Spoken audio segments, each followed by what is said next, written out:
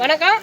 சேட்டாரத்து 3வது லோடு அனுப்புகிறோம். பாருங்கள், எங்கள் ஊரில் தண்ணி இருக்குதுன்னு நான் பேச்சுக்கு சொல்லலைங்க. எங்கள் ஊரில் தண்ணி நீர்வளம் அதிகமாக இருக்குது. பாருங்கள், சுற்றி பசுமையாக தான் இருக்குது. எங்கள் ஊரில் இயற்கை எண்ணெய் வந்து பசுமை எனும் ஆடையை அணிந்து இருக்கிறார். பாருங்கள், எங்கே பார்த்தாலும் பச்சுன்னு இருக்குது. எங்கள் ஊரில் போதுமான அளவுக்கு தண்ணி இருக்குது. எல்லாத்துக்கும் காரணம் ஐயா காமராஜர் தான். அவர் தான் டேம் கட்டி 70 கிலோமீட்டர் வந்து எங்கள் ஊருக்கு தண்ணி வந்துருக்குது. பாவுப்பட்டி ஏரி, காட்டாமுண்டி ஏரி, எலிகிட்டி ஏரி, இந்த 3 ஏரிலையுமே தண்ணி முக்கா ஏரிக்குதுங்க.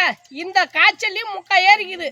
பரவாயில்லைங்க. எங்கள் ஊரில் தண்ணி நீர்வளம் அதிகமாக இருக்குது. எங்கள் ஊரில் இயற்கை எண்ணெய் வந்து பசுமை எனும் ஆடையை அணிந்து இருக்கிறார்.